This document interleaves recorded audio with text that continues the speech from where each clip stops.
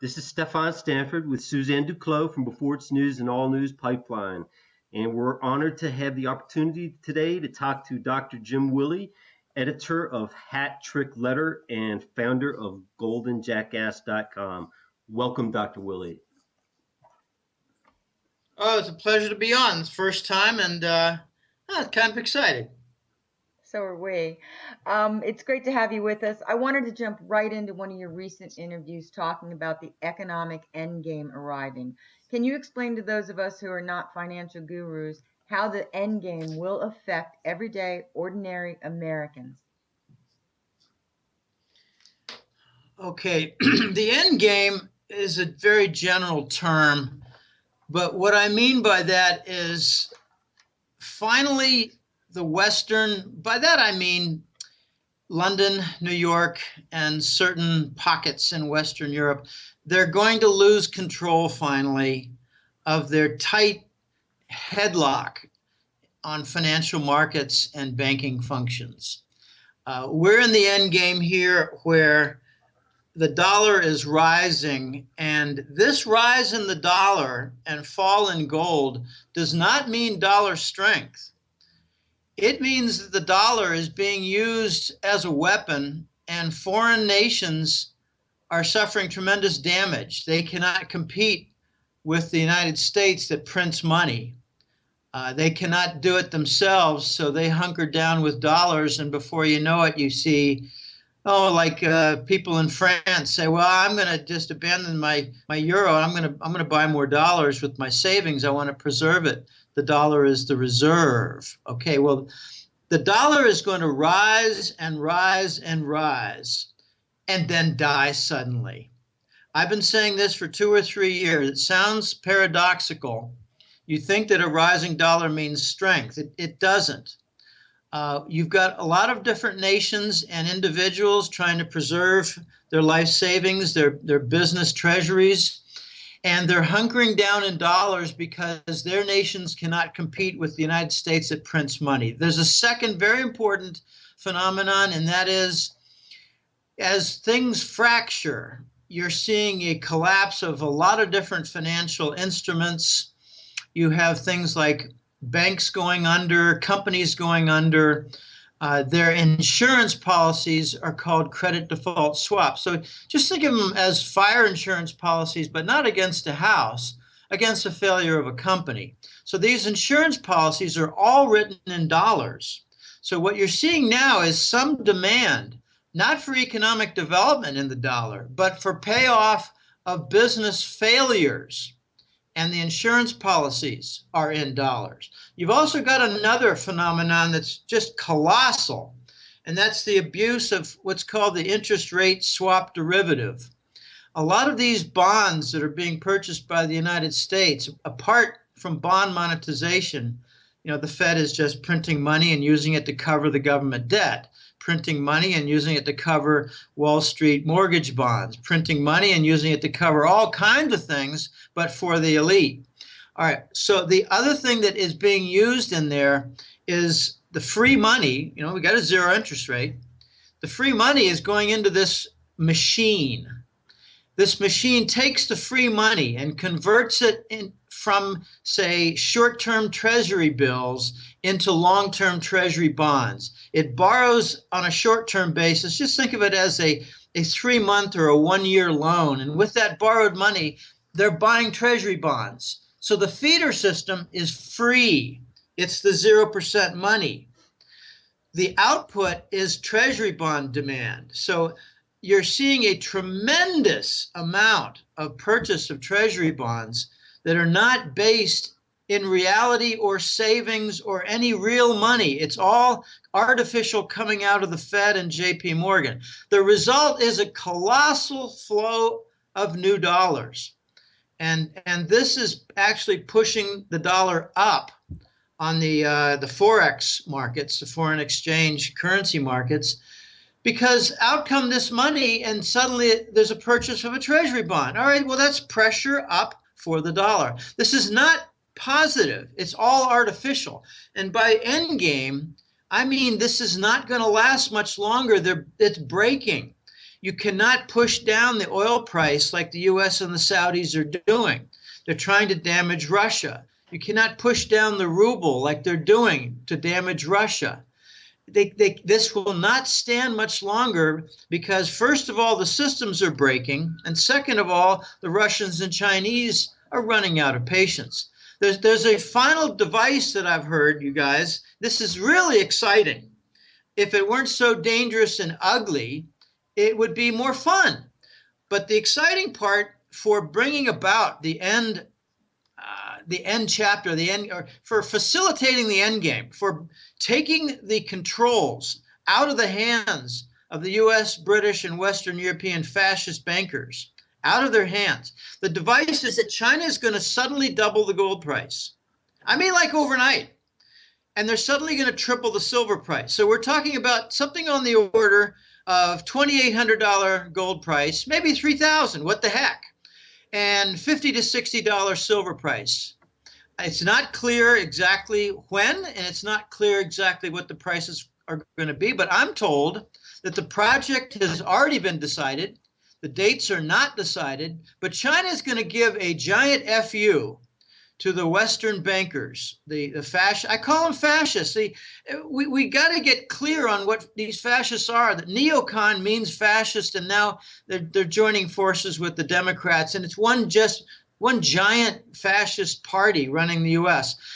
So as they double the precious metal prices, they're going to blow up all the Western bankers' derivatives, which are major contracts, Forex derivatives, major contracts that link the British pound, the euro, and the dollar and the yen, link them all together to fight against gold. Gold is going to win. So you say I call it a hot poker up the West fascist bankers' butts. We got a hot poker coming by way of Shanghai when they double the precious metal prices. It's going to be exciting, going to be extremely disruptive. And it's coming not in a couple of years. It's going to be a few months, several months, something like that.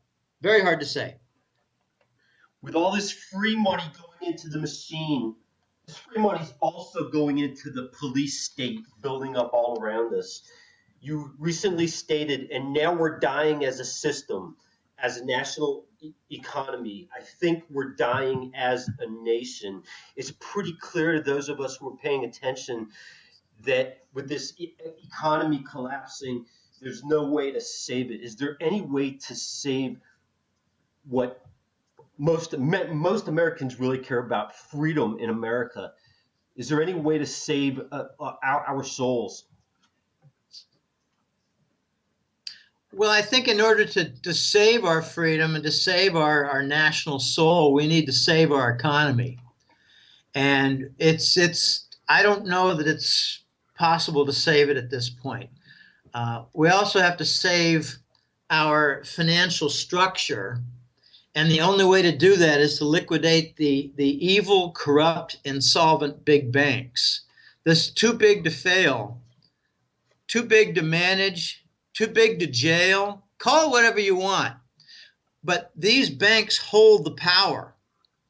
JP Morgan is kind of a partner to the Fed. They've got an underground tunnel. They exchange gold. These big banks are a crime syndicate. They're not going to permit their own liquidation. So if you want to save the national soul, you need to integrate the gold standard because the dollar has turned cancerous.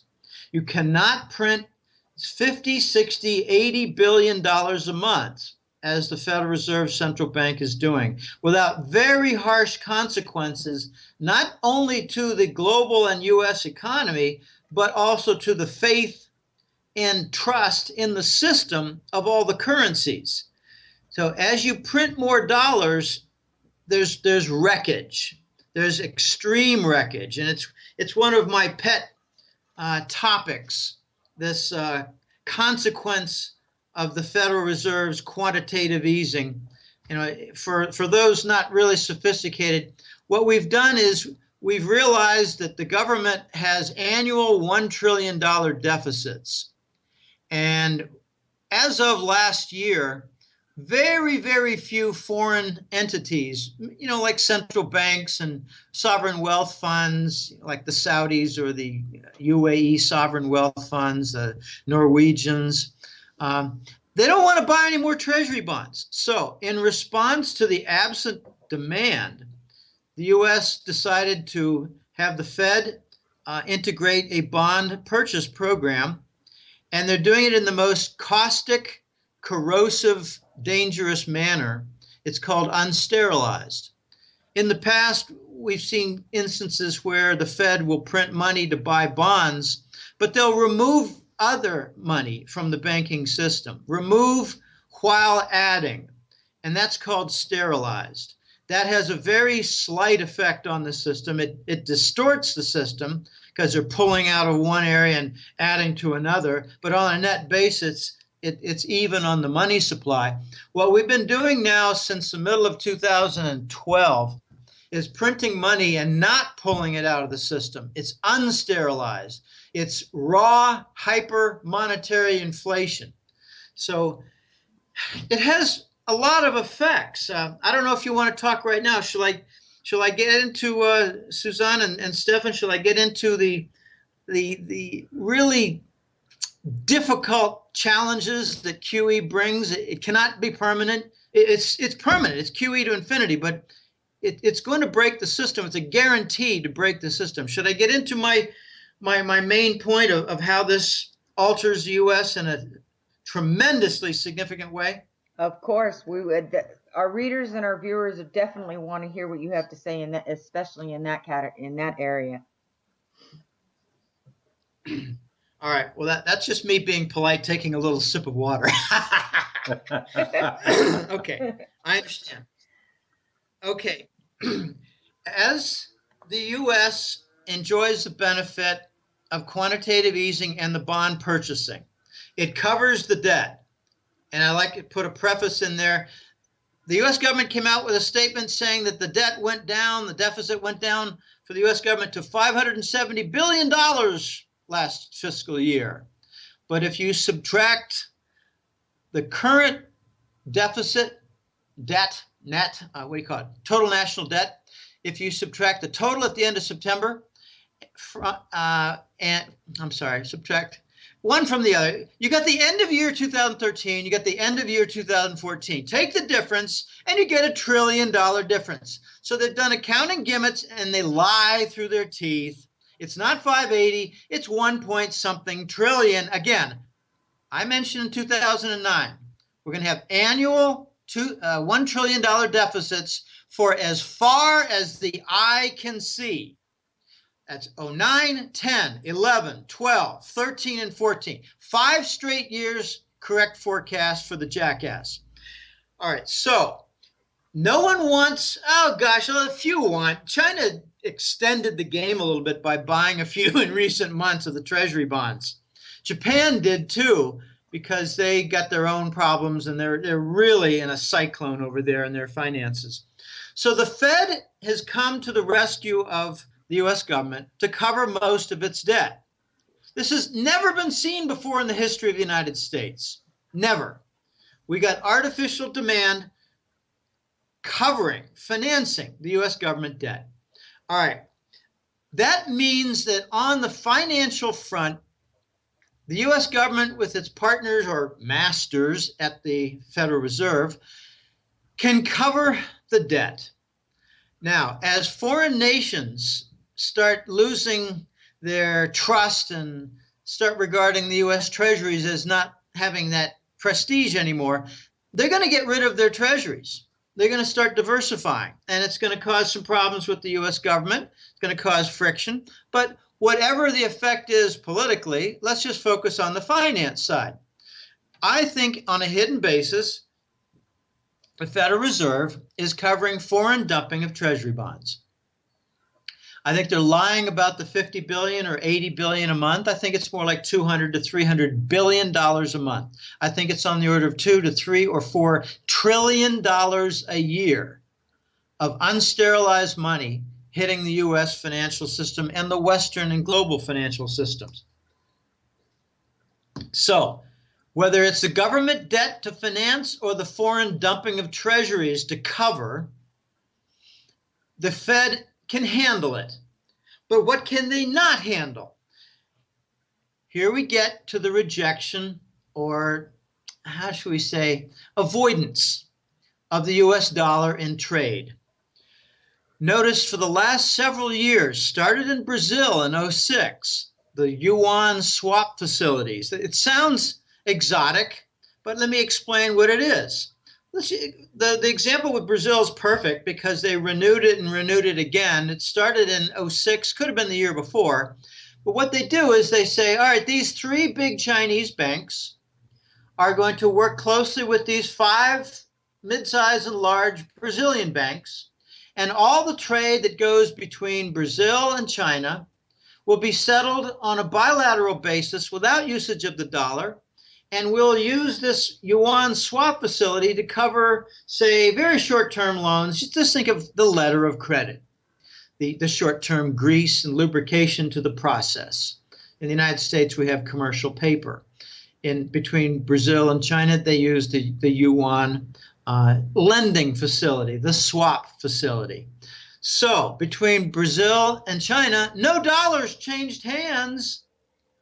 All right, now you've got between 18 and 22 different nations who've installed yuan swap facilities. And they're not just little Asian nations. No, Japan has one. Australia has one with China. England now has one. Frankfurt, Germany installed one. Paris has one.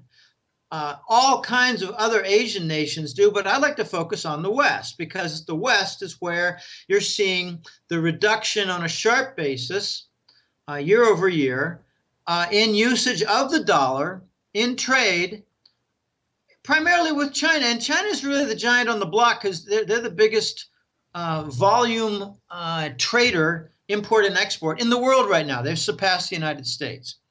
So as you've got less in the way of dollars being used for trade settlement, you're also seeing these nations say, well, we just don't want any more treasury bonds. The Fed can't say, all right, we'll take all your bonds and we can guarantee the imports to the United States. That's the big vulnerability. How is the United States going to bring in imports? I don't care what country it is. I don't care what product it is. I don't care if it's a finished product or a crude metal or a crude oil. How is the U.S., which imports about half of, just rough figures, maybe it's 45 or 52%, I don't know. Doesn't matter. It's about half. How is the U.S. economy going to guarantee import supply for all the supply chains within the U.S. economy? How are they going to do it if foreign nations say, we don't want to be paid in treasuries anymore? We don't want these treasury bills. We don't want these treasury bonds. Bills are short-term, bonds are long-term. We don't want any more treasuries. We're actually trying to reduce what we have in our banking systems.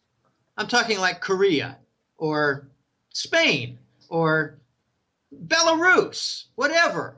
We don't want your treasuries anymore. How is the U.S. going to supply itself from imports? That is the breaking point for the U.S. economy, and the Ukraine war is only accelerating this because Russia and China are really not going to trade much anymore in the dollar. And as Russia and China trade less in the dollar, all their partners are going to trade less in the dollar. So all bilateral Russia trade, all bilateral China trade, like India and Russia, like India and China, they're not going to use the dollar anymore. As this aversion to the dollar takes place, aggravated by the Ukraine war, you're going to see these nations develop a very strong unwillingness to take more treasuries from the United States to cover the bills on imports to the United States. And you get a breakdown of the dollar. That's what's coming. And I think the resolution is going to be the launch of a new dollar. They're calling it the Treasury note dollar as opposed to the current federal note dollar. Take a look at your dollar bill the $20 bill, $10 bill, it says Federal Reserve note. They're going to go away. You're going to be replaced by what's called a Treasury note dollar. I'm calling it the Scheiss dollar. That's German for shit. This Scheiss dollar is going to be different. It's going to be devaluated out of the gate. I'm hearing 30%.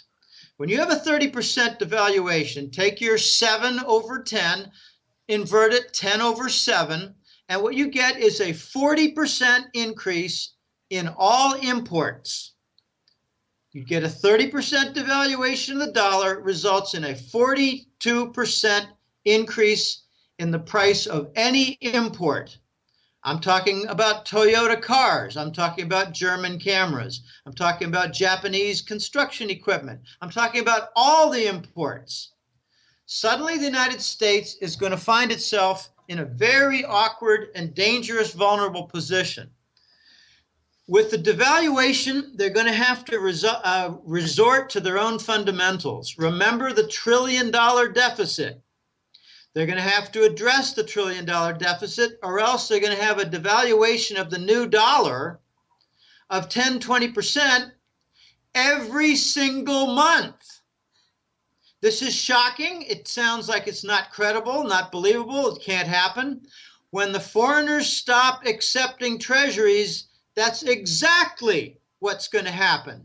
They will not be able, the U.S. will not be able to use its dollar anymore and pay with treasuries. The new dollar will stand on its own merits, and it has none.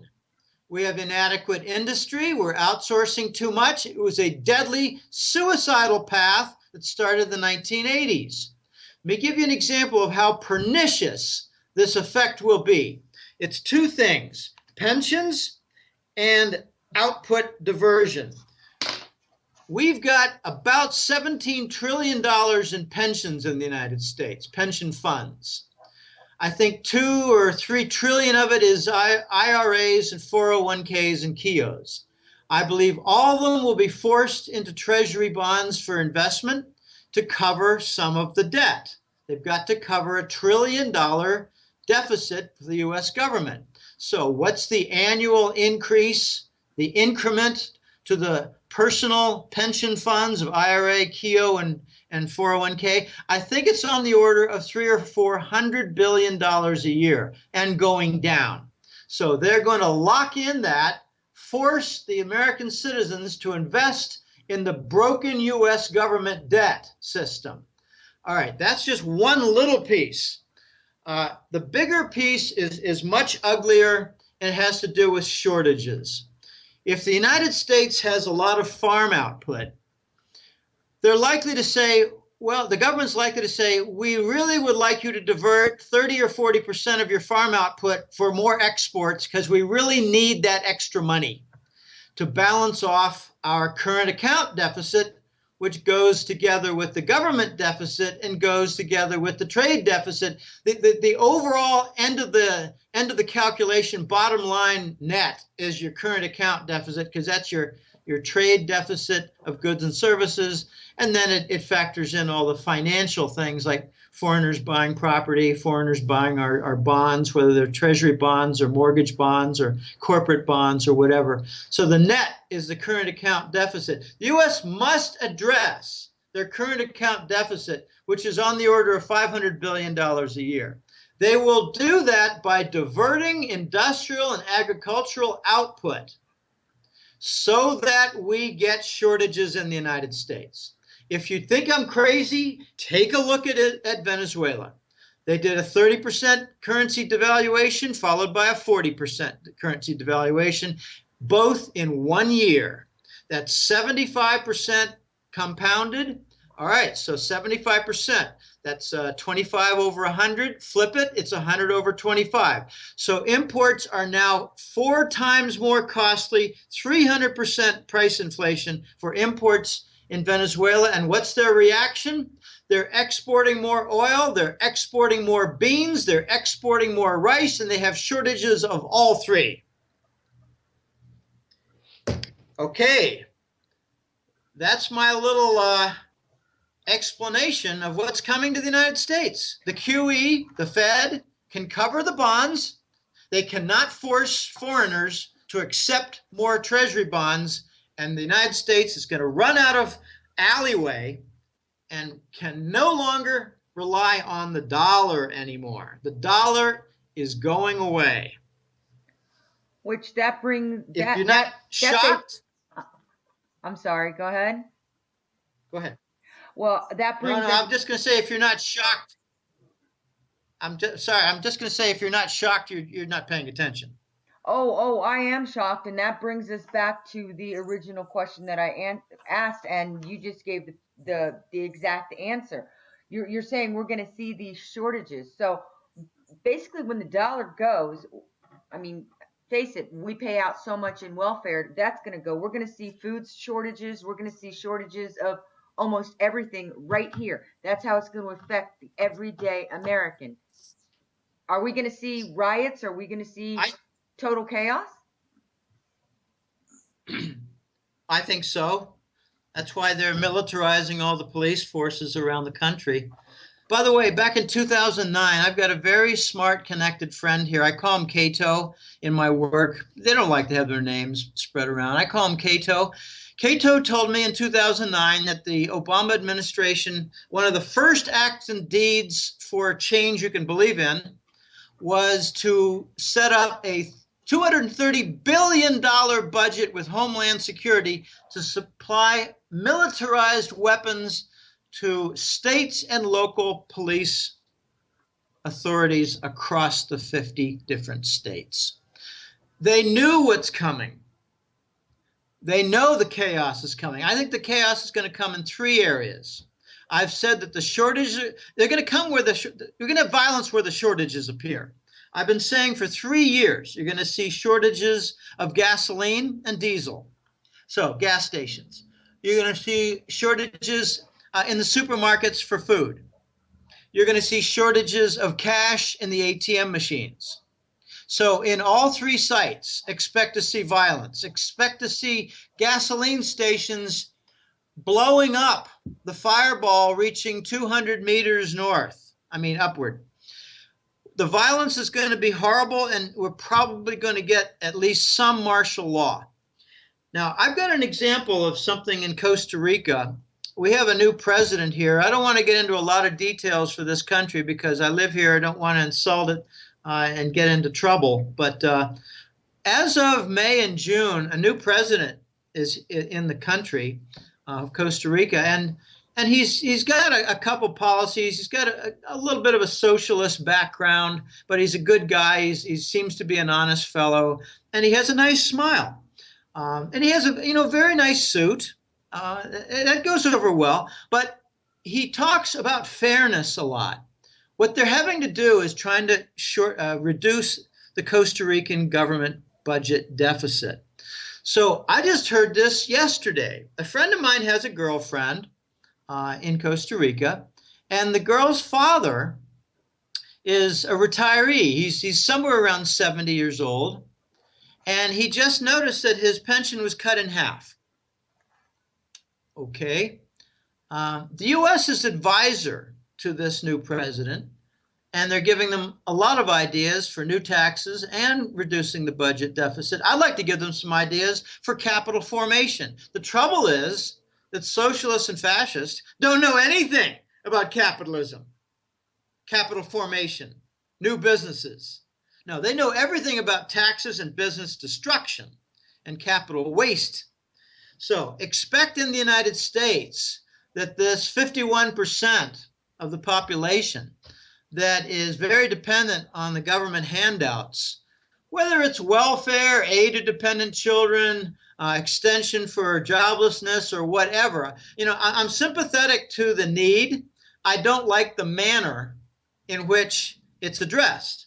Expect that 51% to see their benefits and aid cut in half, because the U.S. is going to need to reduce its annual government deficit. It's going to need to work to help bring down the current account deficit, which is the difference between what comes out and what comes in to the nation.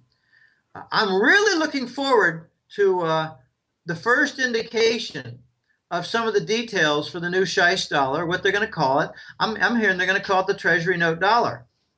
And they better change the color of it. I heard that they printed some. Maybe it's a trial basis to test with, like, focus groups. But I heard that it's going to be red. Oh. I heard red, and I think, oh, blood red for the Satanists running the U.S. government and banking system. These guys are largely Satanists.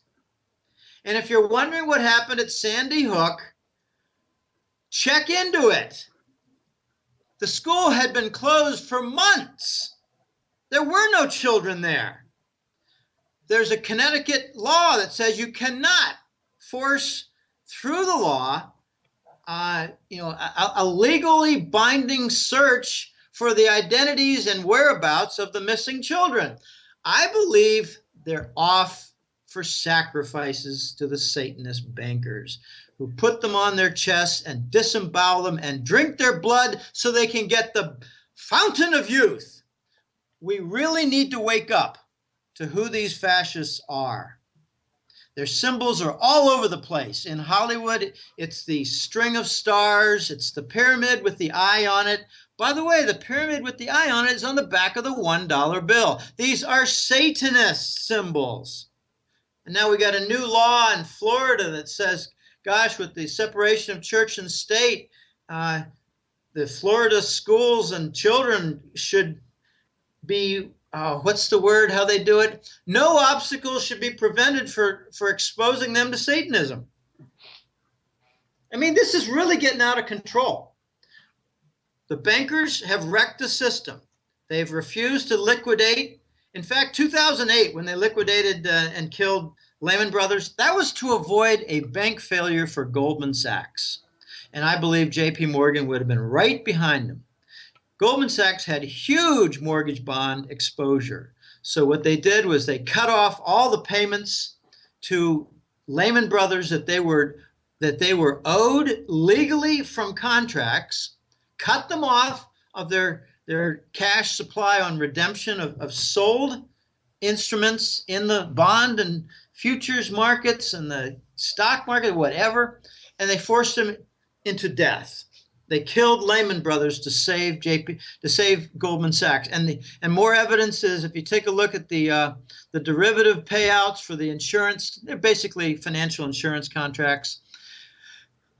The government took over AIG, and the first thing they did was to give 100 cents on the dollar to all the Goldman Sachs insurance policies. All the rest of the people got 60 cents and 30 cents, and Goldman Sachs got full redemption. So Lehman Brothers was a bailout of Goldman Sachs, and who controls the U.S. Treasury Department? Goldman Sachs. We have a string of Goldman Sachs people running the Treasury Department ever since Robert Rubin in 1992 with the Clinton administration. I'd like to mention a real oddball thing, Suzanne and Stefan. Bush II, his original Treasury Secretary was John Snow, a real dolt. He was a CEO of CSX Railway Company. What was he doing in the Treasury Department secretary post? Why did Bush II select a railroad executive as Treasury Secretary? That's a good question. That's a very good question. Because he had control of port facilities, and they wanted to lock down all the narcotics distribution routes. Just a theory. A theory that makes more sense for me with every passing year. Go ahead.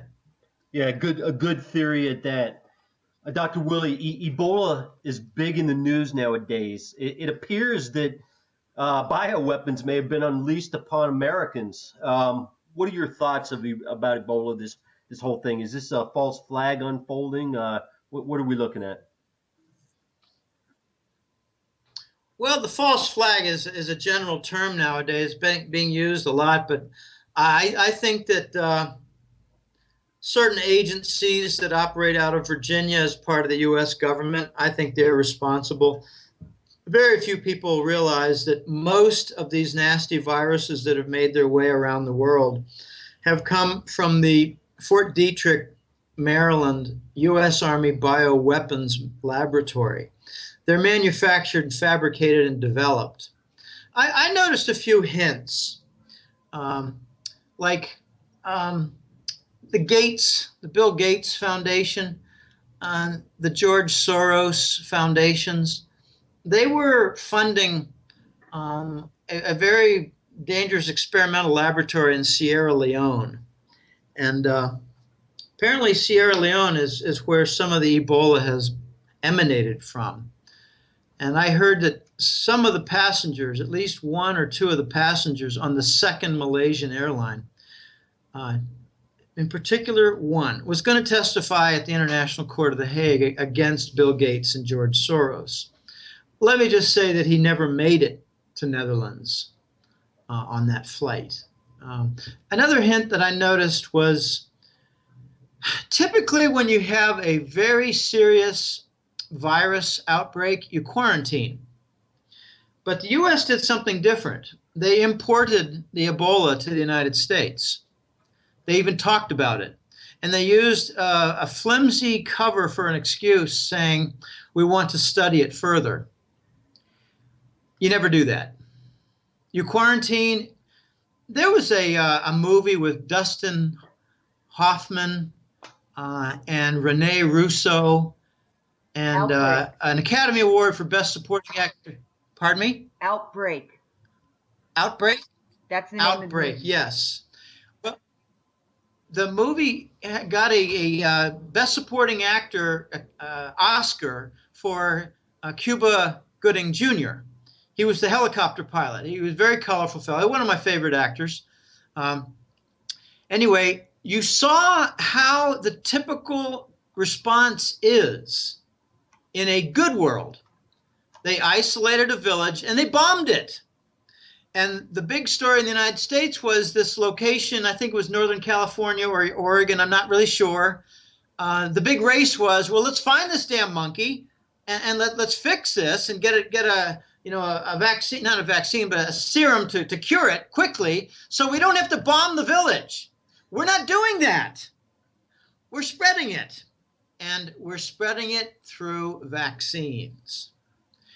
I got a quick story. I know I'm getting a little long-winded in some of the side stories, but in Costa Rica in 2008, I told my new girlfriend, and she didn't have a lot of trust in me. She knew that I was, working as a gringo on this financial thing that she didn't understand, a newsletter, and gee, what's that all about?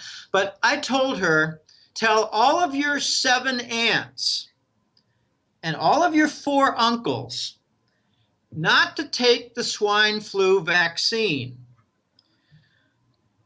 They were told by their school officials and the government here, take the vaccine.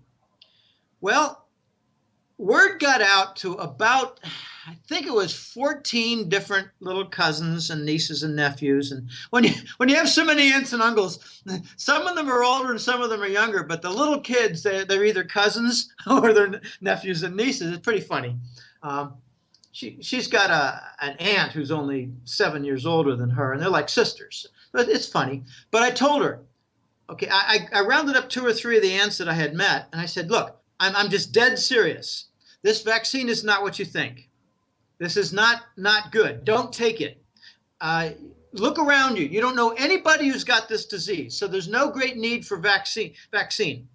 And what happened was I heard 2 years later, all 14 kids that were warned and did not take the vaccine have no problem at all.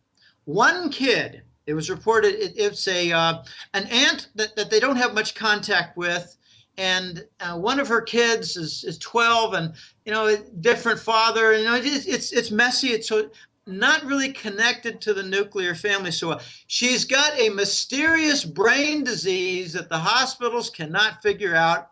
I told the aunts to tell this woman, the mother, to look into Guillain-Barré syndrome, which is laced in with the other diseases. in the swine flu vaccine. It killed over 30,000 Americans, most of them in the South and most of them black. They stopped it because it got adverse publicity. The Swedish National Nurses Union refused to take it, refused to give it. And it just got more and more nasty publicity. And so what does the U.S. have now up its sleeve? Something even more potent. And to close this topic that's quite dangerous, actually, let me just point out that this is a fabricated virus. It's a super virus. It's not like the standard Ebola, because the Center for Disease Control in Atlanta has a patent on it. There's money to be made with the vaccines, especially if the vaccines contain the disease, so that more vaccines will be called for and more treatment. This is how you get epidemics. And I'm hoping it has the same fate and outcome as swine flu. Some victims, but it got aborted. I'm hoping that happens. Why on earth would the U.S. official agency have a patent on Ebola? And, you know, take a look at the porous southern borders of Texas, Arizona, New Mexico, California. All right, we've got someone who just died in Texas, I think it was. Cases being cited now. Are these Mexicans coming across the border with lots of diseases? Hell yes. Is that the plan? I don't know, but how about if we use inductive reasoning? If they wanted to stop it, wouldn't they close the borders more? Exactly. Couldn't have said it better. Well, the super viruses, the vaccines, and all of that are well, there's enough to do a whole other show on that, because we have the EV68. People are suffering polio symptoms, and there's a lot of evidence out there showing that all these kids have been vaccinated. So that's enough to put in another whole 40 minutes. Maybe we can have you back for it. I want to thank you. I'm not an expert in it, so I wouldn't. I'm not an expert in that, so I wouldn't accept the invitation. Okay. True. But you've made some very good points, and each one of them are very valid. So we do thank you for at least delving into that and for answering our questions and being here with us. Our readers love you, and this is going to be an excellent article and video. Thank you again. Thank you so much, sir. It's been wonderful having you. Okay, it's been my pleasure, you guys. I hope to be on again sometime. Let's let some time pass, because I guarantee you, in 2 months, the landscape won't look the same. It won't look better either. It'll look worse. It looks that way. Okay.